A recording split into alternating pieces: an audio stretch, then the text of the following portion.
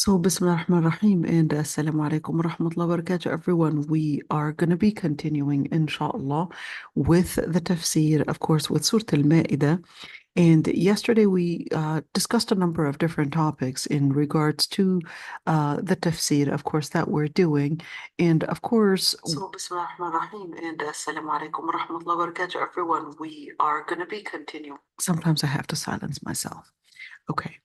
Um, so just keep in mind that when it talks about يا أيها الذين آمنوا لا تتخذوا اليهود والنصارى أولياء, that was kind of like the center for a number of different topics. So just keep in mind that in the Quran you would have somewhat of different chapters, or at least different topics, and every single topic would basically connect with another topic. So it would be all of it together coherent in one surah, but it would have different sub chapters or subcategories within that particular surah. So it would have the surah, and then there would be topic number one, and then a topic number two, and topic number three, topic number four, in order for you to connect it with a complete vision, a complete idea. So when we're talking about Surah Al-Ma'idah, let's just go over a couple of different ideas. It was talking about the prophets. We talked about some of when, in terms of those prophets, what really happened and how did they go off that idea. So, in other words, what idea? Well, it's al-mithaq al-ghalid. You see, don't get off of that. Sometimes we can get carried away and forget the main core subject that we were talking about in this surah. Remember, it was going into giving us, well, what happened? How did these people lose their focus on al-mithaq al-ghalid? How did they lose their connection with Allah subhanahu wa ta'ala? So then the ayat were telling us, well, they lost their connection because they had reinterpreted the word of Allah subhanahu wa ta'ala, because they had reinterpreted or changed the actual words of Allah subhanahu wa ta'ala. And there's another method where they lost the connection with Allah subhanahu wa ta'ala, which is taking their awliya as other than Allah subhanahu wa ta'ala. So here's another method why people can get a disconnection. Another method of people getting disconnected from Allah subhanahu wa ta'ala. And we went into perhaps one, eating the wrong things, or perhaps having just different types of consumption, or just different types of a lifestyle without you realizing that's going to be affecting your ability to process certain ideas, affecting you to behave in certain ways, and without you realizing it's going to be changing your identity. So that's the whole thing about al-Ma'idah. The whole thing about al-Ma'idah is, remember this, it's how to keep you consistent with the covenant of Allah subhanahu wa ta'ala. That's the whole idea. The whole idea is keeping you in consistency with Allah subhanahu wa ta'ala, whether we're speaking about ritual, or whether we're speaking about different habits that you might engage in eating, drinking, different things that you might relate to, even in life, the way you would hunt it, in different ways, and different things that you might eat. And then, of course, your spirituality. And then it took you a little bit into discussing with you about spirituality and how to maintain that consistency, that purification, because we're speaking about, well, what's harming me? What's harming my ability to be consistent and to stay strong in holding on to the path of Allah subhanahu wa ta'ala? Is it the food that I'm eating? Is it the different contaminations slash najasat that I am probably surrounding myself with? Or is it just the najasat, just a substance itself? Or is it perhaps a different engagement where the person himself, maybe the social relations that you're surrounding yourself with? Who are you surrounding yourself with? That's probably contaminating your ideas, contaminating your habits, contaminating, of course, your heart without you realizing. So therefore, you definitely have to purify a number of different things. Purifying what you eat, purifying the society that surrounds you, purifying your spirituality, purifying your body, purifying, of course, the social connections, purifying your environment. And certainly that's going to also give us, and we went into some details about the influences of perhaps the society that you would be living around. And we went in details, and with that, where sometimes, hey, even parents, even perhaps social relations, and we're talking about sometimes siblings, sometimes people that you are closely related to, but they could also have an impact. Does that mean I would separate completely from them?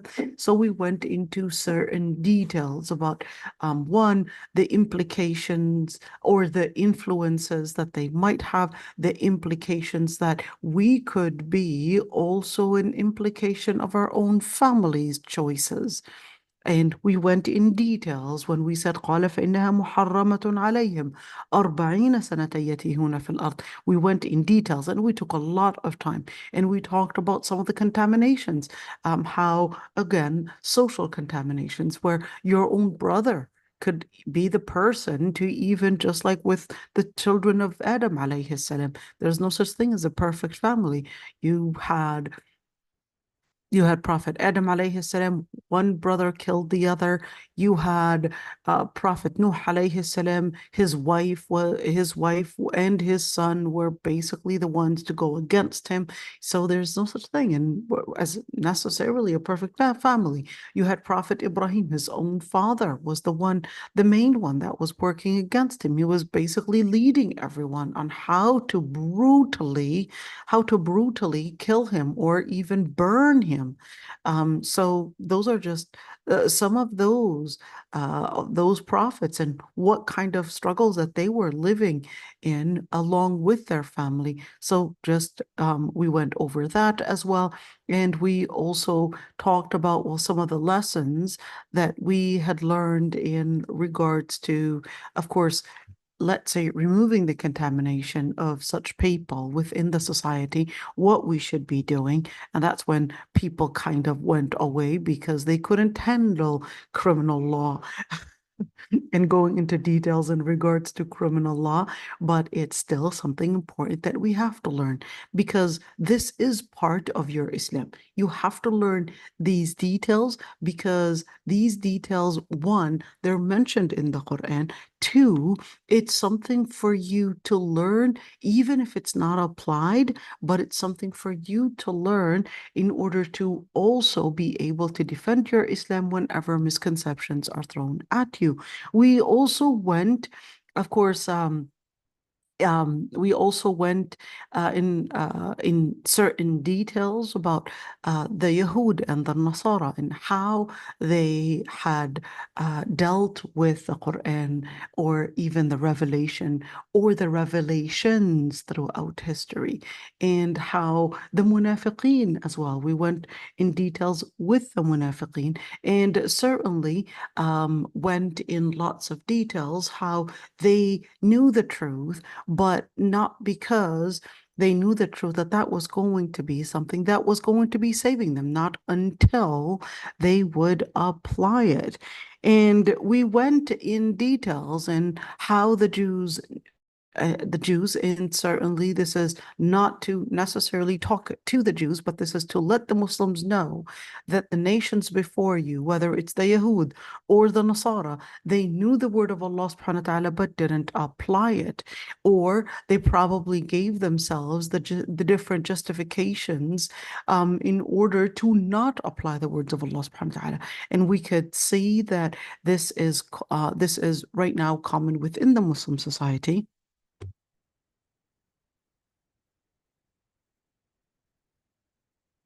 This is common within the Muslim society as well. Right now, we can see that many Muslims, they don't want to necessarily apply the words of Allah subhanahu wa ta'ala, so they will either do fatwa shopping or they will try to give themselves the justification why they cannot apply it and how they're not going to be held accountable, or they might actually find themselves in areas where, yes, I don't need to apply this because I'm not living in a Muslim country, therefore, not realize the different influences that are surrounding them. So we went in details about that piece of it, on how to rule by the rules of Allah subhanahu wa ta'ala, and certainly their influences. If one is to make the choice to stay away from the words of Allah subhanahu wa ta'ala, how that's going to affect their heart, how that's going to affect their deen, how it's going to affect their mind, how it's going to affect their children, how it's going to affect them, and how it's going to affect their akhirah. And one very important subtopic that we went in lots and lots of details, whether we talked about the political implication or whether we talked about the social, spiritual implication, which is this ayah, يا أيها الذين آمنوا لا تتخذوا اليهود والنصارى أولياء, taking the Jews and the Christians as one, authority, place of authority, two, place of decision making, three, place of guidance, and the implication it will have on the Muslims, whether we're speaking about having diseases in their hearts, or perhaps fear, or perhaps living in insecurity, living in guilt, and we went in details in that regard. So just go back to, I guess, these recordings and see how all these topics and these subtopics are connected with one another. All right, so we stop right here. قل يا أهل الكتاب هل تنقمون منا إلا أن آمنا بالله وما أنزل إلينا وما أنزل من قبل وأن أكثركم فاسقون. We went in details with this ayah, and we looked at the different ayat that have the similar idea. Two, we talked about the connection. هل تنقمون منا. We related that particular word with the ayah in Surah al-Buruj, وما نقموا منهم إلا يؤمنوا بالله العزيز الحميد. So I'm just here, just reviewing what we did yesterday, and with all the different things that we had done before, just so that we would be on the same page. هل تنقمون منا إلا أن آمنا بالله وما أنزل إلينا وما أنزل من قبل. We went in details in terms of what really is the main connection between البروج or أصحاب الأخدود, and of course we connected it with other similar stories and similar events with Surah Yasin, and how he was also basically was reminding us how this person who وجاء رجل من أقصى المدينة يسعى قال يا قوم اتبعوا المرسلين اتبعوا من لا يسألكم أجرا وهم مهتدون, and the list goes on and on in terms of how this person had basically started out a legacy where we're connecting ourselves to the prophets, we're connecting ourselves to the legacy, even if we are according to the people that are living, that we had basically become forgotten, defeated. But we said that Allah subhanahu wa ta'ala was reminding us that the definition of victory is not their definition of victory, but the definition of victory is the definition where you would keep the legacy of the Prophet ﷺ and the legacy that Allah subhanahu wa ta'ala, even if it may be according to the people forgotten, Allah subhanahu wa ta'ala would not forget you. Allah subhanahu wa ta'ala will let your commitment, will let your passion, will let you and whatever you had invested, Allah subhanahu wa ta'ala will be the one to put barakah in it. And this is extremely important to remember, because it happens that often that we might do something and feel that, oh, it didn't work. I failed. I tried. It didn't work. We tried this. You don't wait to see necessarily the victory happen during your life. The Prophet ﷺ was on his deathbed when he had ordered that Usama ibn Zayd would continue his army even at the borders of Rome, or the Byzantine Empire at the time. Even though the Prophet ﷺ was at his deathbed, he wanted them to know that the legacy, that the Prophet ﷺ, the mission, it was not going to end by his death. He wanted them to learn that the mission continues. Even if I'm dying, you have a lot to continue. The Prophet ﷺ didn't get to see, even though he told Surah ibn Malik, and he told all the Sahaba during the Battle of al-Khandaq. He told them, الآن فتحت بيت المقدس. Today, Bayt al-Maqdis is conquered. What do you mean conquered? How is that? That doesn't even make sense. The Muslims at the time, that was in the 5th year Hijrah, the Muslims at the time were surrounded by a united army, an army that was uniting all the different tribes in the Arabian Peninsula to completely eliminate the Muslim presence in Medina and once and for all. Then Salman al-Farisi suggests that they would build, or at least dig somewhat of a ditch all around Medina. While they were digging, they come across this huge rock that they were not capable of removing, breaking. It was too big. It was too solid. They weren't capable of doing anything about it. So they came to the Prophet ﷺ and they said, this is what happened. We couldn't remove it. We tried to dig, we tried to break it. It's too solid. It's impossible.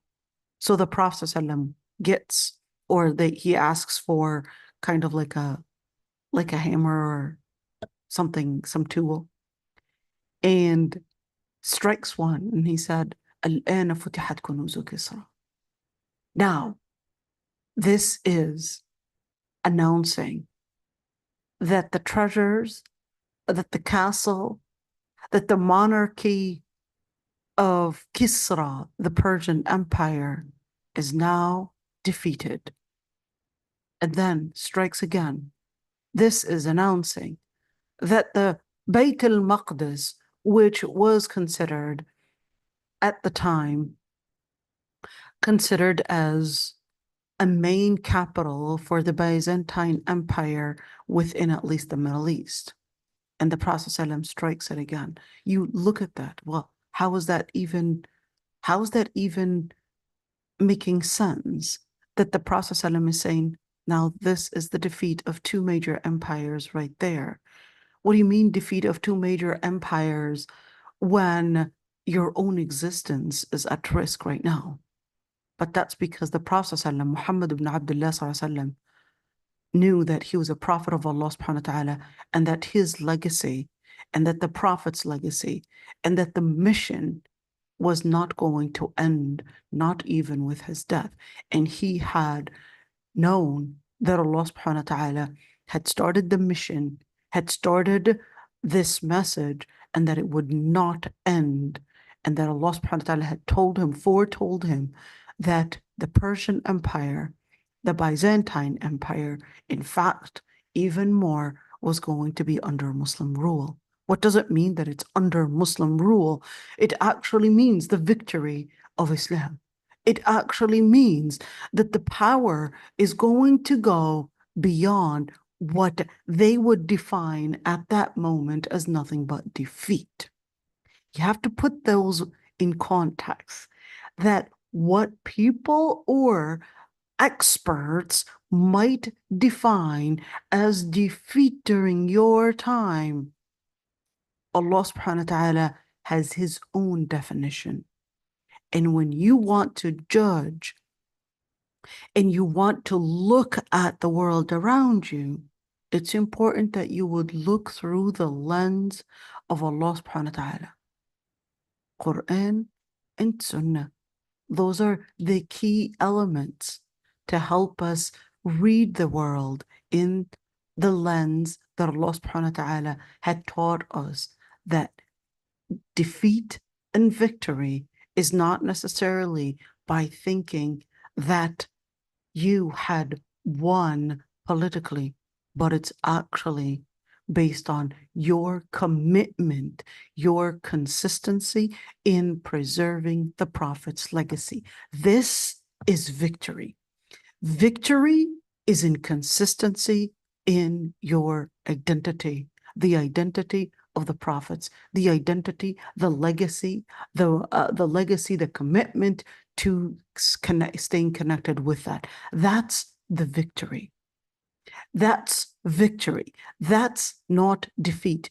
Even if you lost all your wealth, even if you were probably imprisoned, even if you were killed, Islam and Allah subhanahu wa ta'ala will still consider you, that you were actually the hero. Keep that in mind. That's why Allah subhanahu wa ta'ala tells us the story of prophets, the story of even that man that قال يا ليت قومي يعلمون بما غفر لي ربي وجعلني من المكرمين. When he said, Ya Allah, Ya layt, I wish my people had known what I was, or what I had been granted and what I was given. بما غفر لي ربي. And I wish they had known what Allah subhanahu wa ta'ala had forgiven me, and وجعلني من المكرمين, and how he had made me amongst المكرمين, amongst the heroes, amongst those that were blessed, amongst those that were granted the highest positions, amongst those that were honored. Just keep that in mind. And that's why even when you would review, for example, during our times, if, hey, the person probably went into Harvard or probably went into some big business and all of that, oh, congratulations, this person is actually going on the road of success. But if they lost their deen, this isn't a road of success. This isn't a road of success. You know, as I'm speaking, maybe we could make the dua for this person. She called me maybe 6 months ago, and she's from Chicago, I think Pakistani or Indian origin, and asked me about some information about Malaysia and all of that. And she had a son and a daughter, and her son was a Hafiz al-Quran, but she was worried about him. 17 years old, worried about him. So she decided that she wanted to go to Malaysia or South Africa, which I advised her not to go to South Africa, but come to Malaysia would be a better option, or perhaps even Egypt. But anyhow, and subhanAllah, we had planned to meet in June, and just days before their flight to come to Malaysia in order to, stay here until their children would get their ilm, enrolled in certain programs for becoming ulama and all of that. Just days before coming, her son gets into a major car accident, leaving him, of course, with multiple fractures in the spine and multiple fractures in the skull and his body. May Allah subhanahu wa ta'ala, Rabbi, give them shifa. It's subhanallah, something unexpected. You would expect that the person would be coming over, but may Allah subhanahu wa ta'ala give her the reward for wanting to do the hijrah for the sake of Allah subhanahu wa ta'ala, and give shifa for her son, and may she see him, inshallah, ya Rabbi, a scholar, even with perhaps the different injuries that he is in. Allah subhanahu wa ta'ala is capable of giving him the cure, and is capable of giving him, inshallah, ya Rabbi, the capacity, the potentials to even taqarru bihi aynaha. All right, so just wanted to mention that one. Subhanallah, you would expect you would not expect, and you would expect that your plans are going in a certain direction. And I guess it's important to just remember, even if you set a plan and it doesn't go as you had expected it to go, it doesn't necessarily mean that that was a defeat or that was a failure or you were not successful.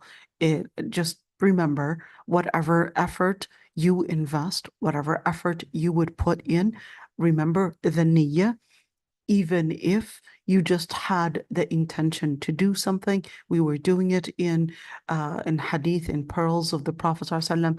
Just having the intention is basically enough and is important and is the main thing that you will be rewarded for, even if you don't get to make it. Even if you don't get to make it. And I tell this for the sisters, many times they would think, oh, how come the men, they get to travel for probably seeking talab al-ilm maybe at this or that university, and we're not going, we're not getting this, we're not getting the chance to do any of this. And I would say, remember, the Prophet ﷺ had told the Sahaba when they were in the Battle of Tabuk, he said, there are many of course, that are in Medina. حبسهم المرض. They could be ill. They basically were not capable of joining along, but every single time you would cross or you would pass a certain distance, they would be with you.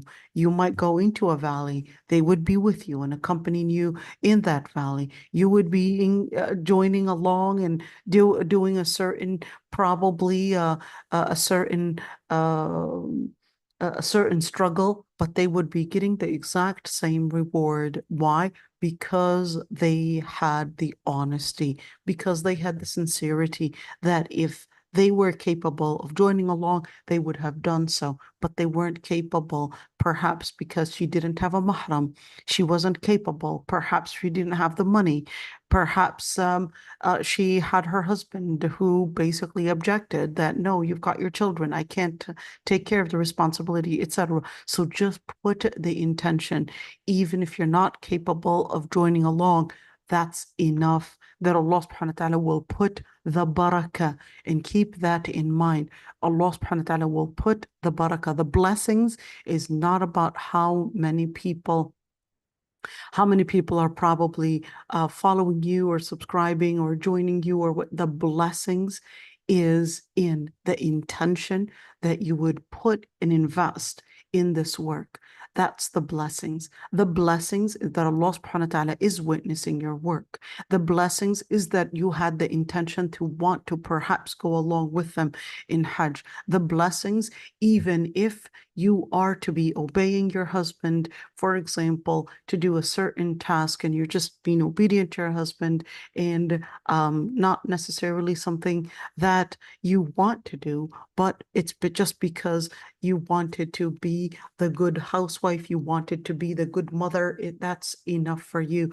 And of course, it's not an issue about being in their definition as a successful person, but it's being a successful person based on the definition of Allah subhanahu wa ta'ala. Just keep that one in mind.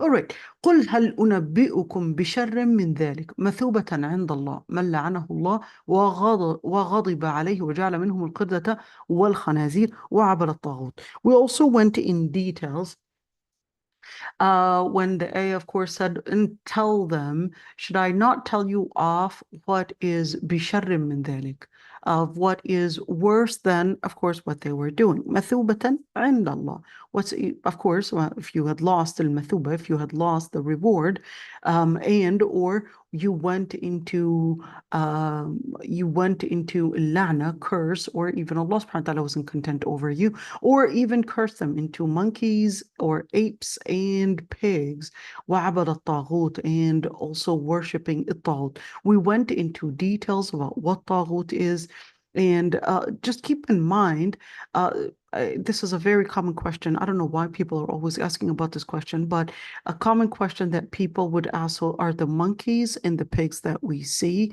they're basically originally human, but they were cursed into monkeys and apes? The answer is no. Majority of the scholars said that those that were cursed into monkeys and pigs, that they had died and did not reproduce. So the monkeys or the apes or even the pigs that you see today, those weren't originally human, and somehow their ancestors were human one day. No, this isn't the case at all. Majority of the scholars had said they did not reproduce. It was just a one-time thing. أولئك شر مكانا وأضل عن سواء السبيل.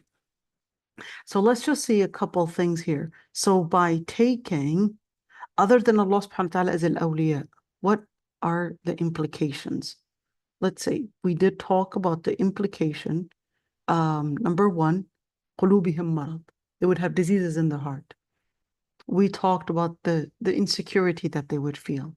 We talked about hiding their insecurities. In other words, mental illness. We went in details in that regards. We also talked about feeling, of course, love from those that are against the deen of Allah subhanahu wa ta'ala. And on the other hand, that they had lost the love of Allah subhanahu wa ta'ala. In other words, they would always constantly feel that they're not being supported. Even if they were perhaps millionaires, they can probably be millionaires and feel that they're lonely in this world. And this is extremely important. That loneliness is one of those symptoms for a lot of those that go into depression. And you want to just keep that in mind. For a mu'min, even though they could be technically lonely, how is that even the case? We drew this before, and we said, even when we're talking about Jannah, we said, if we're talking about Jannah, we're talking about different levels. And the higher you go up in the level, the less people you would find. So on the toppest level, or on the top level, you would basically have less people, but it would be considered the top level. It would be considered the highest level. For those, that's the highest level. But rarely and very few people are going to make it into that level. الأنبياء, الصديقين, الشهداء, those are going to be the high level. But the lower the level, you just have to recognize that if you want to go up, you're going to be looking for a group of people that are going to be less common to find. And this is important to keep in mind. It depends on what level you want to be. Think of this. When you have people going into kindergarten, you have a lot of people joining in kindergarten. First grade, elementary school, you have a lot of people. And then you go up a level. Well, in America, I guess the story is different because school is mandatory. But how many people make it to college? How many people make it to graduation? You see and we're talking about most of those that would enroll in universities don't actually make it, at least even finishing their undergrad. So they would enroll in their bachelor's program, and only 47% approximately, only 47% make it to getting their bachelor's degree. The rest would drop out. They did sign up, they did enroll, but only 47% of them would make it to the end. Let's go for the masters. The masters, you have even less people joining that. Out of the 47%, you might actually have perhaps, just roughly, this is not a real statistic, you might only have maybe 7%, 10% out of the 47 that had completed their bachelor's. You would only have a very small group that would go for the master's. And then for the PhD program, well, that's going to be even a fraction. Not many make it to that. And even for those that would enroll in the PhD program, not many would complete even till finish their dissertation and finish everything. Just think of it, if we're talking about a program at a university. Well, that's the same thing. Many would start perhaps teaching their children, but not many are successful in perhaps completing all the way until they would probably get married or probably are complete with the mission that they're supposed to be presenting. So how many make it to the end? And certainly Allah subhanahu wa ta'ala, just keeping in mind, in terms of the mu'mineen, are they necessarily living in this type of loneliness? Allah subhanahu wa ta'ala did tell us in Surah al-Haqqa, فأما من أوتي كتابه بيمينه فيقول هاؤم اقرءوا كتابيه إني ظننت أني ملاق حسابيه فهو في عيشة راضية في جنة عالية. And then what do they tell them?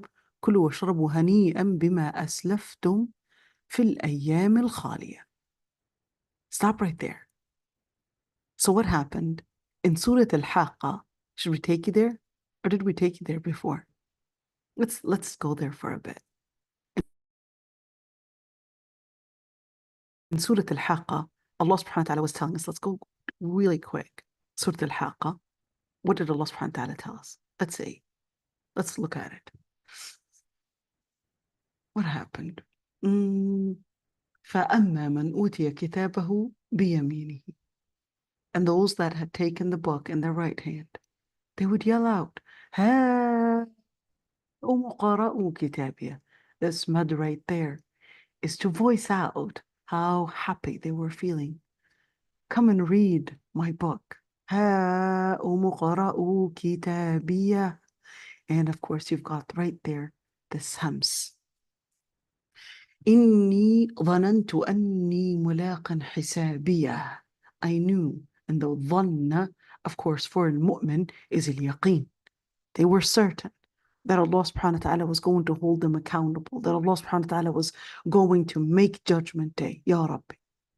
فَهُوَ فِي عِيشَةٍ رَاضِيَةٍ. Therefore, they were in a life where they're all content about it. Where? فِي جَنَّةٍ عَالِيَةٍ. In a Jannah that is very high up. Why is it high up? Because within their society, of course, they were treated like they were low. They were not successful. They were treated like they were basically the ones to not make it. They're economically probably not the ones that are making the most money because they wanted to seek the haram, the halal way. The ones that are doing haram money, the easiest way to get rich is rob a bank. Well, you'll end up you'll end up in probably in prison, but if you make it, there you go. That was the easiest way. And of course, you'll see the haram ways are the easiest ways to make money. Open a liquor store. You want easy money? Boom, you got it right there. Selling drugs, that's even easier. You got it right there. But of course, Allah subhanahu wa ta'ala will tell you that's not defining whatsoever as success. To the society, they might say it all. This person's really successful. They know how to make money. But no, Allah subhanahu wa ta'ala tells us, no, fi jannatin aliyah. Those are the people that are in the highest ranks. Those are the people that basically deserved to be in those highest positions because they're in the highest ranks. And قطوفها دانية. Even القطوف, basically the plants, the fruits, they're really near to them. They wish that they want that particular fruit and it comes to them. كلوا واشربوا, and this is the key one. Eat and drink هنيئا. They're just entertaining themselves. They're just eating and drinking, just not because they're hungry. They're not even hungry. They're just eating and drinking just for the sake of fun. Entertaining themselves with eating and drinking. بما أسلفتم في الأيام الخالية. And this is a key one. بما أسلفتم, what you had invested, what you had done on those days. الأيام الخالية, those days خالية. You didn't have any friends. You didn't have people that were surrounding you, and you were basically alone. You were doing everything alone. You You may even go to the masjid and feel that everyone, if you were to probably start a dars, or you were probably to do, I don't know, a mindful halaqa, probably start out with dhikr, everybody is going to probably find you boring. And if someone else is probably, I don't know, inviting everybody for donuts and all of that, and what do we find? We find everybody's running to the donuts. And if you were to open or to even start a halaqa, people are going to find you boring. You could see it right there. Ayyam khaliya, days, even if it's at the masjid. Yes, ayyam khaliya. You're not going to have a lot of supporters when you're really wanted to do something that is mindful for the sake of Allah subhanahu wa ta'ala. Ayyam khaliya. Just keep that in just keep that in mind. Not because you're alone. You're not alone. Allah subhanahu wa ta'ala is with you. You're trying to get to the highest level of Jannah. You're trying to go up and up. And remember this triangle. The higher you go up, the less people are going to be fitting in that category. Just keep that in mind. So if you're in probably doing the dhikr, or probably doing talab al-ilm, or probably maybe even talking about subjects where it doesn't interest them. They just want to get entertained. And then they start one leaving after the other, and it becomes, well, what happened? Ayyam khaliya. That's why the Salihin used to say, Man arada anisan fallahu yakfi. You want someone to be there, anis, to make you not feel lonely, just connect with your Lord Almighty. Just connect with your Lord Almighty. Even when you would connect with friends, the friends are going to connect with you. And it's a momentarily thing. Friends might connect with you for a bit, and at the end, of course, once once we would conflict in our interests, that's when the friend is going to go away. A conflict of interest would let them go away. But Allah subhanahu wa ta'ala would tell you that, no, your legacy, your connection with Allah subhanahu wa ta'ala, He's al-Ghani. He's al-Ghani. He is the one that gives in abundance. There's no conflict of interest with Allah subhanahu wa ta'ala because He's the one that grants you and gives you everything. So, but I need to talk to someone. Al-Quran is basically the word that you want to talk to. Let the Quran talk to you. Let the Quran give you that advice. Let the Quran give you that connection. And what if I wanted real people? Make sure they're salihin. Because the Prophet ﷺ told you, only eat with the salihin. Make sure they're salihin. Make sure they have the ilm. Make sure they have the consistency. Make sure they have they're reminding you of dhikr. Because if they're not reminding you of dhikr, they're not reminding you of Allah subhanahu wa ta'ala, find someone else. That means they're not taking you and holding your hand to Jannah. Remember, when the Prophet ﷺ said, يُحْشَرُ الْمَرْءُ مَعْ مَنْ أَحَبَّ, you would be resurrected on Judgment Day with the person that you would love, the person that you are accompanying. Who's that person that you're always accompanying? And just keep that one in mind. When Allah subhanahu wa ta'ala, when we're talking about the implication of al-awliya and wilaya, it goes farther, than just political choices, because it's even affecting the person's mental health. We talked about affecting the person's relationship, social dynamic. What dynamics are you putting yourself in? And of course, وَمَن يَتَوَلَّ اللَّهَ وَرَسُولَهُ وَالَّذِينَ آمَنُوا فَإِنَّ حِزْبَ اللَّهِ هُمُ الْغَالِبُونَ. What is that going to determine? Well, what choices and what groups you would connect with, and what centers and what vision you are going to be considering, that's going to determine whether you are amongst the victorious / the successful ones, or whether you're going to be considered by them as successful, but in reality, this person is defeated. In other words, when we're speaking about this topic, this isn't some random topic. This is actually talking about the dynamics that you're living in, the ending that you're going towards, and it's basically telling you what it means to live in the path or on the path of success. So the ayat continue. يا أيها الذين آمنوا لا تتخذوا الذين اتخذوا دينكم هزوا ولعبا. We went in details how to avoid and who to take out of, let's call it your social circle, those that would take your deen as a place of mockery.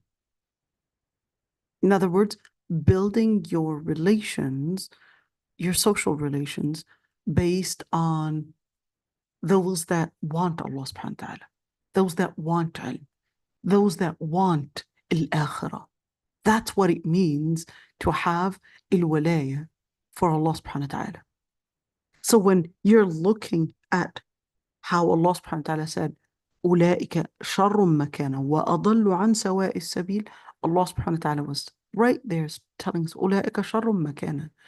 These groups, even though it might seem like, yeah, we've got a lot of friends, a lot of acquaintances, they've got a lot of money, their net worth is this much money, etc. Allah subhanahu wa ta'ala tells you, أولئك شر مكانا. Those are actually on a worse level. وأضل عن سواء السبيل. They're just constantly, and they're أضلوا. They're أضل. What is أضل? They're actually at a place and a position they had lost direction where they're supposed to be heading. They confused their path. They confused themselves. They self-manipulated themselves, and without them realizing, they went off the straight path. وَإِذَا جَاءُوكُمْ قَالُوا آمَنَّا. Well, that's because they're living in their own insecurity. They would come to the Muslimin and say, well, we're basically believers. But Allah subhanahu wa ta'ala says, well, دَخَلُوا بِالْكُفْرِ. Technically, they were really going into kufr. They claimed that they had believed, but that they really believed, they didn't believe. They actually went from kufr to kufr. Wallahu a'lam bima kanu yaktumun. Why were they hiding everything? They were hiding everything because of the insecurities that they were feeling, the insecurities that they were living in, the insecurities that they themselves were determining the different choices that they were making based on this insecurity. And therefore, وَتَرَى كَثِيرًا مِّنْهُمْ يُسَارِعُونَ فِي الْإِثْمِ وَالْعُدْوَانِ. These are not the people to take as friends. Why? Because they regarded themselves as the center. And then they don't live a principle. تَرَى كَثِيرًا مِّنْهُمْ. You would see many of them يُسَارِعُونَ. They would rush. Why rush? How is it that they're rushing? How is it that they're rushing? Because they're feeling so insecure. They would seize any moment, any crack, whenever their interest conflicts, your interest conflicts with their interest. That's when, to them, they'll give up on you.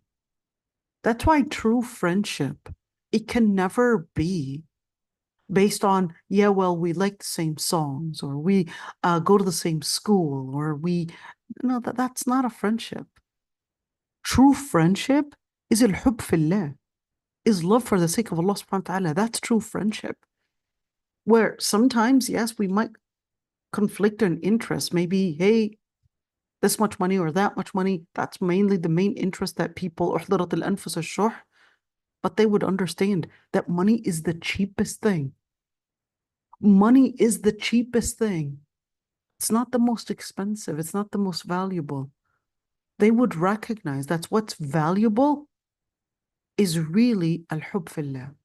What's valuable is our commitment to do things for the sake of Allah subhanahu wa ta'ala. What's more important is really the legacy that we carry to be going to Jannah.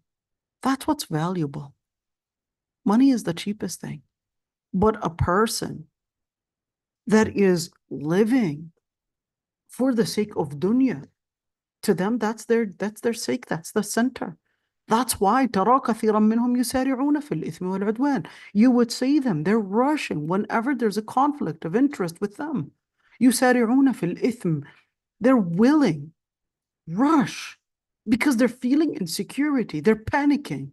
They'll do whatever it takes في الإثم, to transgress the limit, even if it's Allah subhanahu wa ta'ala laying out the principle, whatever it takes. Because to them, they didn't have a principle, or when they chose you, they didn't necessarily choose that person or choose them based on a principle. The principle was dunya. So when they're here, they're willing to give up on you because their dunya is what matters. That was their principle anyways. If that's their principle, then certainly they're willing to give up on you because that's their principle. So what would they do? يسارعون في الإثم. They would rush in committing any transgression against Allah subhanahu wa ta'ala, any ithm, any sin, and even if that meant al-udwan, even if that meant perhaps assaulting you, attacking you, abusing you, and probably dismissing you, dismissing your life, dismissing your wealth, dismissing your mental health, dismissing your family, dismissing everybody. To them, it doesn't matter. As long as my place of security is safe. So what would they do? أكلهم السحت. What is al-akl?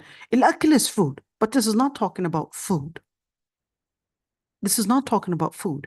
This is a metaphor that when they would take a suht, what is a suht? A suht is in mal haram. It's haram money. Is any money, any property, any money that doesn't belong to you. In other words, Islam had considered certain ways that is considered as a halal way to get an income. The second that you would get wealth or get money in a way that is not permissible from Allah subhanahu wa ta'ala, then that's suht. That's suht. Why is it called a suht?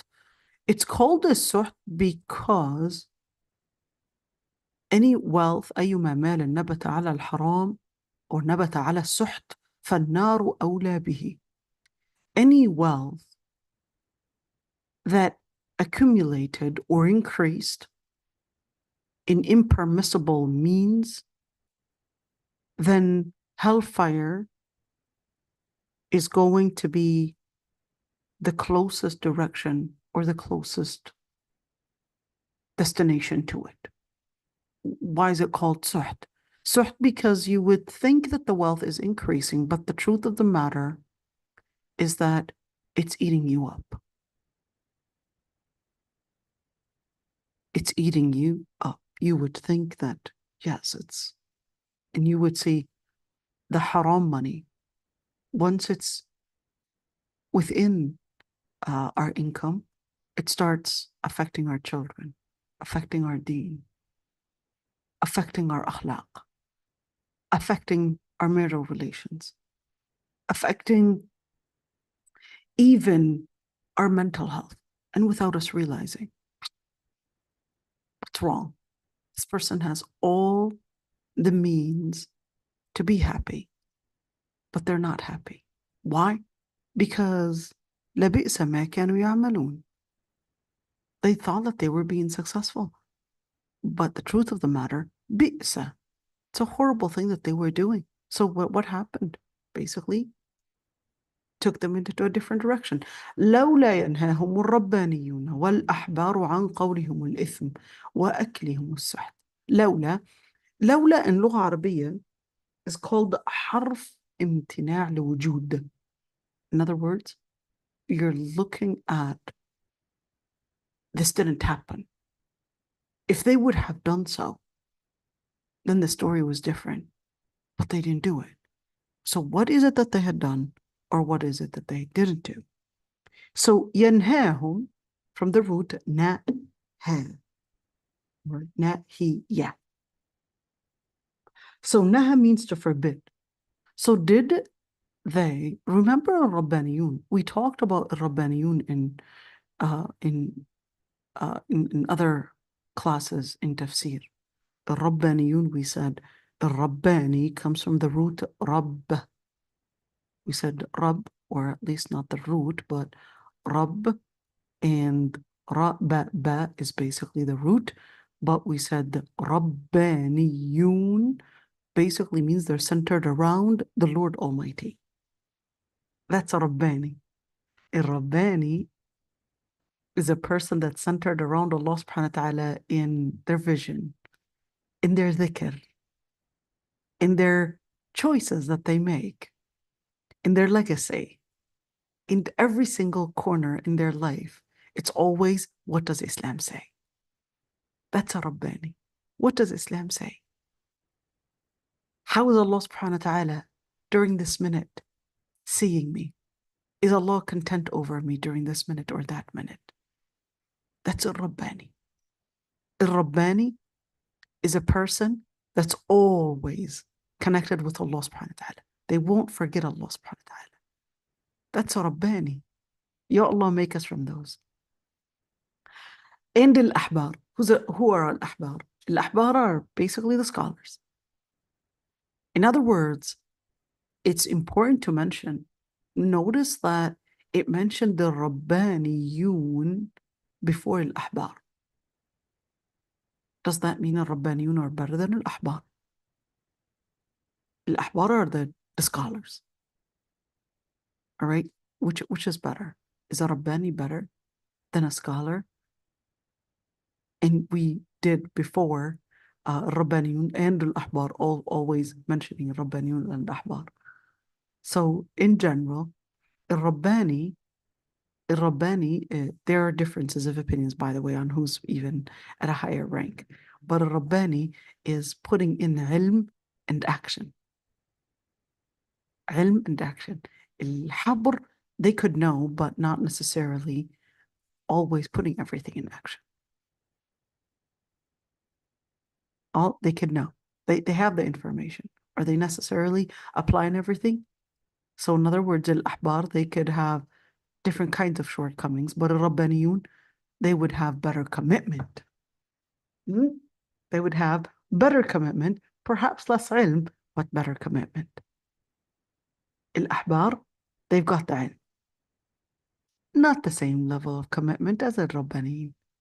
Okay. عن قولهم الإثم وأكلهم السحت. So let's say, what was the first? Why قولهم, not فعلهم? So the ayah is saying, if, and of course, holding accountable who? Rabbaniyun. So why did the ayah hold the Rabbaniyun accountable and the Ahbar accountable? I thought they were Rabbaniyun. Why would they be held accountable? And the Ahbar, they weren't doing the job, that is, but they were called Rabbaniyun. They had their shortcomings. Al-Rabbaniyin, they had their shortcomings. Al-Ahbar, they had their shortcomings. What were they supposed to do? Were they doing the job? They weren't doing the job. That's why it said lawla. They weren't doing the job that they were supposed to be doing. What is the job that they were supposed to be doing? Well, they were supposed to do a nahi. They were supposed to forbid them from saying what is wrong or taking the wealth that doesn't belong to them. So it wasn't enough to be Rabbani. You also had to do your responsibility towards a society. You can't just be Rabbani and say, well, I'm trying to be a good Muslim and here I am, I'm on my own and trying to somehow isolate myself. No, you can't do that. What? But I'm an introvert. Work on yourself. But I can't, I'm an introvert. No, that's a lie. This classification, I'm an introvert and extrovert. You can learn how to become an extrovert for the sake of Allah subhanahu wa ta'ala. You've got a duty. You don't have to be an extrovert and deal with everybody and talk to everybody. But you do have a responsibility. We're not here telling you to go and start cracking jokes. We're telling you to do your job, whether it's in educating, even if it's passing out a pamphlet, even if it's making some da'wah, who knows, online, putting a post or giving a good word, reminder. That's the least that you could do. If you can do more, if you have the power to do more, I don't know, you were probably a person that was at a high level, probably a principal or probably somebody in the government. You had the power to invest more than just a reminder. Well, great, do so.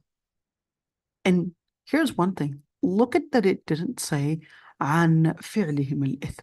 It said عن قولهم الإثم. قولهم الإثم. Why not فعل?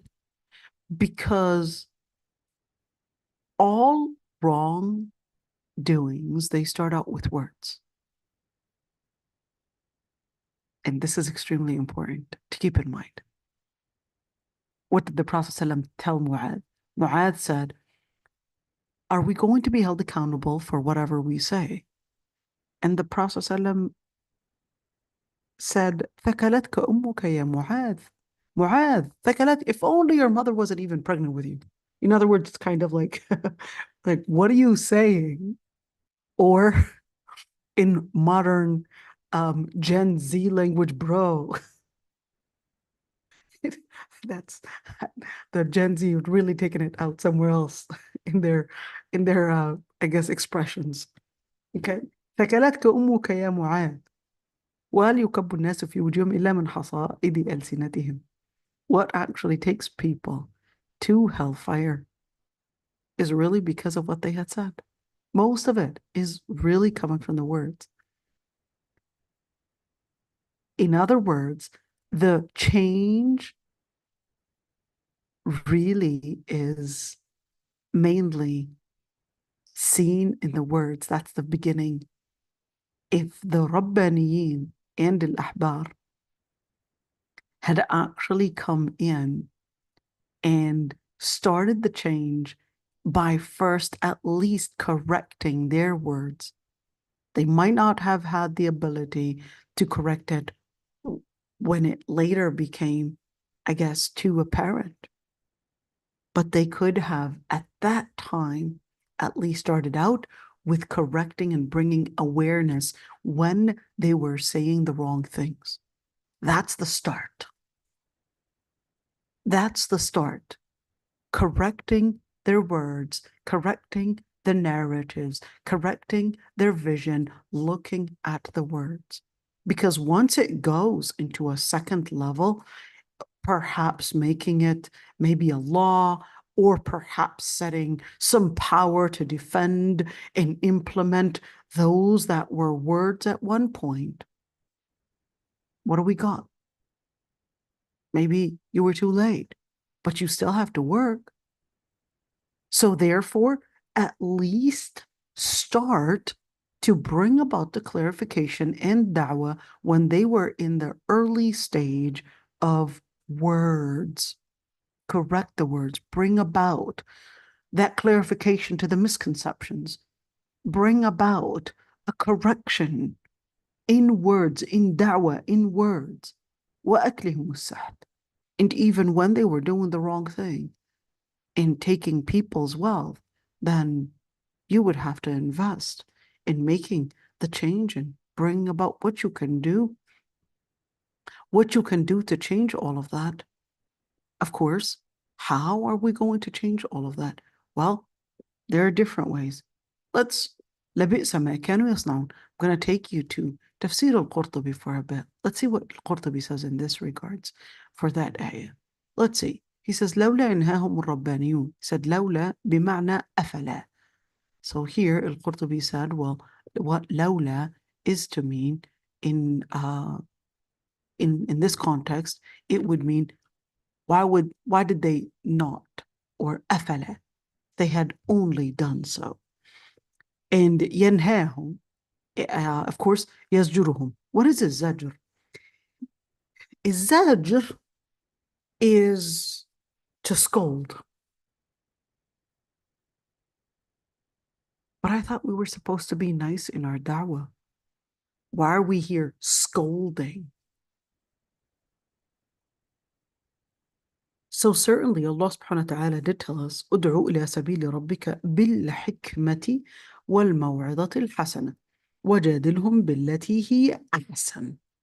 ادعو إلى سبيل ربك. So there are different stages. ادعو إلى سبيل ربك. You have to invite. You have to basically do your responsibility heading towards the path of Allah subhanahu wa ta'ala. بالحكمة, with wisdom. الموعظة الحسنة, with good, kind words. وجادلهم, here's the zajr right there. جادلهم, and where sometimes you definitely need to be strong in putting in some form of debate, some form of showing of course, their flaws in the flaws in their ideas, in their vision, probably the discrepancies, contradictions, the list goes on, and then trying to bring about the alternative. What actually makes a better idea, an alternative to what they're saying. So here, yazjuruhum could be involving, one, maybe showing them the flaws in their ideas, and sometimes perhaps letting them know the consequence, whether the consequence meaning if you're capable of perhaps punishing them for it, if you are in a position to hold such power, then in that situation, that's a form of a nahi. But what if I don't have that power to punish? As a parent, you can punish. I'm taking away your iPad. You're not going to use it for a whole month. And ladies, it's very important. If you set out a rule to something, don't continuously change it. If you continuously change it, then you did not respect your own rule. Down the road, neither will they respect yours. If you say a rule, you have to stick to it. Okay, so here is zajr. If you have the ability to punish, then do so. If you don't have the ability to punish, and then is zajr is to warn. This is what's going to happen. You're going to get to jail. You're going to get to this. You're going to lose your job. You're going to lose your grades. I'm not going to give you this. And what are we doing? That's a form of zajr. And unfortunately, I would say today, we're getting a lot confused and a lot of, I would say, short reels and short videos confusing those that are trying to correct, correct the society, bring about the right leadership with what is right now, of course, the trend, and calling it that it's a form of being a narcissist. And this is extremely dangerous because it's basically letting those that are many times doing the wrong thing think of themselves as victims. This is, of course, if we're talking about the wrong description for the wrong thing. So it's really important to just keep in mind that zajr is also a tool that Allah subhanahu wa ta'ala is asking those that are in leadership, those that are in power, those that are in responsibility, to use that as a form of da'wah as well, is zajr. So sometimes it's necessary to do this form of not only speaking what is right, but sometimes you have to put in some form of takhweef, some form of scaring them away from doing the wrong things. This is important. What happened? ينهاهم الرباني, doing some form of zajr. And who are Rabbaniyun? Rabbaniyun, he said, well, the Christian scholars, but a Rabbaniyun, of course, it's a general term. So you could see some also said ulama al-Yahud. Al-Ahbar would be ulama al-Yahud, or of course the rabbis, and the Rabbaniyun would be the Christian scholars. Did they actually live up to really being Rabbaniyin, really being committed to at least God Almighty? And let's see. So some scholars said that no, al-Rabbaniyun and al-Ahbar is basically referring to the Jews and not necessarily to the Christians. But of course, these ayat were not praising them as Rabbaniyin. These ayat were saying that, well, they didn't live up to what they really were supposed to be doing. Al-Ahbar didn't. The scholars didn't live up to being the scholars and actually order for what is right and order. And order doesn't always have to be nice. Sometimes it has to be strong. Sometimes it has to be tough. But definitely, you don't jump to toughness before you take the level of ادعو إلى سبيل ربك بالحكمة. You're looking at the circumstances. Start out with hikmah. Start out with wisdom. What does it mean to start out with wisdom? Wisdom actually means looking at the circumstances that you have in front of you. You don't start out with some form of power if you're capable of using less energy and less force. If you're capable of doing so, well, definitely that's better. بالحكمة والموعظة الحسنة. And certainly the ayah is telling us موعظة الحسنة is better. الموعظة الحسنة is a good word. It's a word that reaches out to the heart. Let the person feel that they're the ones making the choice. What if they're not making the choice? Can I force them into making the choice? If you have the ability to force them to make the choice, certainly, yes, you can. Isn't that what the government even does? The government will tell you, well, we'll give you some education in schools. We'll give you some things about the importance of how to be a law-abiding citizen and how to be a good citizen. But if you choose not to do so, the police officers are not going to come to your house, bring you chocolate chips and cookies. If you abide by the law, we're going to be giving you a treat. No, they'll come in and actually handcuff you, pin you down, and yell and threaten you, etc. That's how things are done. And that's the same thing. That's not only the government, but that's also Sharia. It'll tell you, we'll put masajid, we'll give you khutab al-jum'ah, we'll tell the ulama to explain to you the importance of applying Sharia and the importance of being a good Muslim, the importance of applying all of that. But if the person doesn't know how to do that, the person is not letting these maw'idha hasana go into their hearts, then in that situation, certainly we would have to have the government intervene and say, okay, so you those words didn't affect you. Then in that situation, the government is going to intervene and say, okay, we're going to imprison you, or perhaps you go farther, and it depends on the punishment, or depends, sorry, on the crime. We're going to consider the punishment. Fair? Fair. Why? Why force people like that? Well, forcing people because the society itself needs to live in stability. The society itself, of course, making sure that there's justice on ground is key to bring about peace. If people choose not to live that way, well, not at the expense of other people's rights. So in that situation, the government is going to intervene and say, all right, you don't know how to correct your actions and respect other people's rights and other people's justice. Okay, we're going to do that for you if you don't know how to do it. So that's where that ayah, وَبَّخَ عُلَمَاءَهُمْ فِي تَرْكِهِمْ نَهْيَهُمْ فَقَالَ لَبِئْسَ مَا كَانُوا يَصْنَعُونَ. So here it is, the ayah, and basically what is the word وَبَّخَ? وَبَّخَ means scolded. So what happened? Allah subhanahu wa ta'ala scolded their scholars because they had left ordering the people about the wrong things that they were doing. And of course, وَبَّخَ مَنْ يُسَارِعُ فِي الْإِثْمِ. And then it wasn't just the scholars that were somehow given some form of accountability, but it was also giving those that had engaged in the transgression an accountability. لبئس ما كانوا يصنعون. And look at this. Let's look at this quote.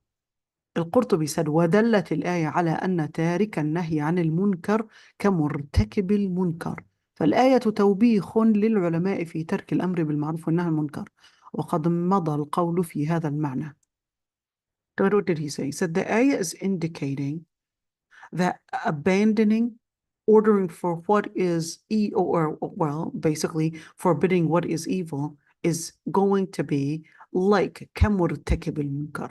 It's going to be like the person that is engaging in the actual transgression or the actual sin. فالآية توبيخ للعلماء. So the ayah is basically scolding the ulama if they are to leave, the scholars, if they are to leave ordering for what is good and forbidding what is evil. So this is important to mention. Let's see this one. I wanted to mention this one because it's not an authentic hadith, but I still want to mention it just to bring awareness. Let's see. This hadith عن مسعر قال بلغني أن ملكا أمر أن يخسف بقرية فقال يا رب فيها فلان العابد فأوحى الله تعالى إليه أن به فابدأ فإنه لم يتمعر وجهه في ساعة قط. So what happened? So this is a very common story that people would, I guess, circulate widely and share widely. What is the story really saying? That there's a story that one angel was ordered to, I guess, collapse or somehow punish a certain city. So he said, oh Lord, but there's this man there that is a abid, a person that is constantly worshiping Allah subhanahu wa ta'ala. So Allah subhanahu wa ta'ala ordered him to start the punishment with him, since he did not basically order for what is good and forbid what is wrong. And this is a widely circulated story. Let's see right there. I basically wanted to show you أخرجه ابن أبي الدنيا في العقوبات رواه الطبراني في الأوسط. I want you to look at this. You're saying that that's not authentic? It's not authentic. SubhanAllah. I know, it's so widely circulated. All right, it's so widely circulated. That's why I wanted to mention it. Let's see. And you want to keep in mind, even though you might actually have references for it. All right, whether I found it in Ibn Abi Dunya, or I found it in al-Tabarani. Al-Tabarani is almost in what, 7 volumes, 8 volumes? All right, and here's the hadith number 2. Okay, so just because there is a hadith number in it, and there is, let's say, Ibn Abi Dunya in his book, just because we've got a reference for it, it doesn't make it authentic. And right there, he said, Isnaduhu ضعيف. He said the chain of narration is actually weak. Let's see here. قال العراقي في تخريج أحاديث الإحياء. So العراقي from his name, he was originally from Iraq, but he actually learned from Zayla'i, and who's from Somalia, and learned with and along Ibn Hajar al-Asqalani. So what he did, he went to the book al-Ghazali, who actually died 505 year Hijriya. In the book al-Ihya Ulum al-Din, Ihya Ulum al-Din is like in 7 volumes almost as well. But he actually, instead of abandoning the book, so what is al-Ihya Ulum al-Din all about? That book, maybe I could show it to you, right? Let's actually show it to you right there. So Ihya Ulum al-Din, Ihya Ulum al-Din, the book, I would say probably one of those controversial books. Unfortunately, I understand why it would be so controversial, but I'll explain in just a bit. So this is Ihya Ulum al-Din. This is the Mulhaq at least. What he did in his book, here we go, here's Ihya Ulum al-Din. What he did, he wanted to revive the different sciences of faith, but it wasn't reviving the different sciences of faith. This isn't a book of of all these علوم.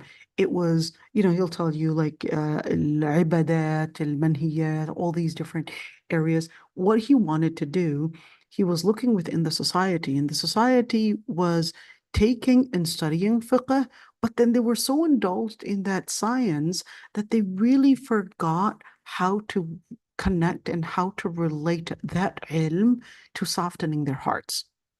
So what he did Ihya Ulumuddin to revive the true matters, the true things about faith. So there's a lot of, let's say, focus in the different adab, the different mannerisms that you should be practicing, perhaps during salah, perhaps entering the masjid, perhaps with your parents, perhaps طلب العلم, etc. So he will go in details, like there are certain mannerisms that you really need to revive, certain reminders that you really need to revive. So who comes in? So الحافظ العراقي, he basically went over those ahadith. Why went over those ahadith? Because in that book, there are many ahadith, some that are weak, some that are authentic, some that are fabricated. So you had this controversy. Some scholars would say, no, if you had read al-Ihya, then you're not from al-Ihya. And it's like, oh, seriously, if you've read al-Ihya Ulumuddin, then the word Ihya is to revive, reviving the Islamic sciences. So some went, if you read al-Ihya, then you're not from the Ahya, then you're not from the living people. And that's really exaggerated. So what al-Iraqi did, he said, well, no, let's make and keep the book and just go over the ahadith and classify the ahadith. Whatever is authentic, basically show that it's authentic, and whatever that's not authentic, just so that it's not authentic. And then what he labeled his book, المغني في حمل الأسفار عن الأسفار في تخريج ما في الإحياء من الأخبار. That's the title of the book. Just imagine you're going to the store and you're like, I need المغني في حمل الأسفار عن الأسفار في بتخريج ما في الإحياء من الأخبار. Right there. That's a whole sentence. Okay. And what does that even label mean? المغني, like المغني, what is going to, I guess, keep you or provide you. المغني في حمل الأسفار. What's going to help you? In other words, instead of carrying all these al-asfar, which is all the books, instead of carrying all these volumes and books with you, this should be basically يغنيك. This should suffice from carrying all the different books to basically review all the different ahadith. This one should suffice. That's it. بتخريج ما في الإحياء من الأخبار. Basically had classified all the different ahadith that are in إحياء علوم الدين and the stories and classified them صحيح ضعيف, etc.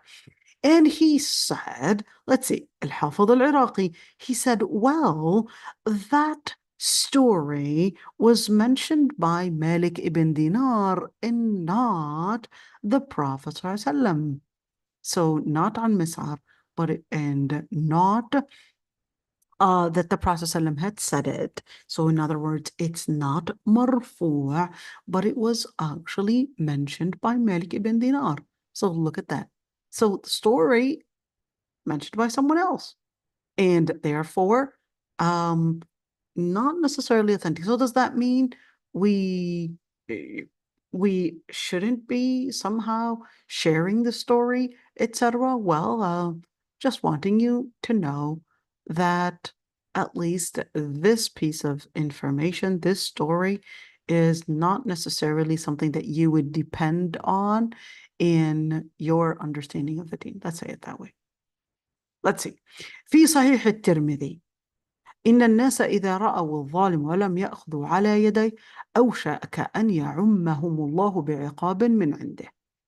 What did he say? He said there's a hadith that if the people had seen the oppressor, the tyrant that is, and they did not, لم يأخذوا على يدي, that's like an idiom. If you don't stop basically what abuse and injustice he is doing, then Allah subhanahu wa ta'ala, it is possible that Allah subhanahu wa ta'ala would circulate these groups of people with some form of a punishment. Okay, so what does that mean? In other words, if you see somebody doing the wrong thing, don't just stand there like a bystander. No, intervene and make sure that justice prevails. So this is it. We'll stop right here because we started sooner, and inshallah we will continue with the other ayat tomorrow. Tomorrow? Yes, inshallah. So any questions before we end? I guess no. So we said that hadith was not authentic, right? Mm-hmm. So what would be the situation, like clarifying basically so it says that just can you clarify this situation? Like, so this hadith, this particular hadith is not authentic, but whenever you want to depend on any resources, it's important to go to authentic resources. So just because this is not authentic, it doesn't mean that the person that leaves of ordering for what is good and forbidding what is evil, it doesn't mean that they're not held accountable. Because this ayah is enough to tell us that if the scholars themselves are not doing their duty in forbidding what is evil and in ordering for what is good, that they're held accountable. So this ayah is really teaching that, okay? This ayah is teaching that. But the story, although it, let's say it goes with the same idea, it basically has the same, I guess, the same teaching, but in Islam, not because we like a story and it sounds inspirational, we won't necessarily just take it and regard it as authentic because it sounds inspirational. It's an easier way to somehow, I guess, let people understand the idea. No, we don't authenticate stories based on how inspiring they are. We would regard a story as authentic or not based on the evidences that it carries and not based on the emotions that it fills us with. And this is very common that we would see, I guess, dua sometimes using stories or even quotes that are not authentic. And then people are so inspired by them. And we would think that, yeah, as long as the means, well, at least the ends are justifiable, then the means should be justifiable as well. No, not in Islam. You want to make sure that you learn your deen to be able to know that there is a ground, there's a solid base in Islam where we do consider, even if that sounds like an inspirational story, at least know that that's not authentic. And therefore, you want to make sure that you recognize the foundations of your vision. That's basically it. So, can I get inspired by that story? Yeah, sure, you can get inspired by that story. I mean, if to you it doesn't matter that it's not authentic and you're still inspired by it, go ahead and get inspired. That's okay. Because I know it really, goes with the story that is mentioned here. All right. yeah, Yes. and other verses in the Quran, it talks about the people, they leave enjoining what is good and forbidding what is evil, then there's like punishments that come upon absolutely. society, Absolutely. But this particular story is not authentic. That's it. Jazakallah. That's it. This is it. سبحانك اللهم وبحمدك نستغفرك ونتوب إليك نشهد أن لا إله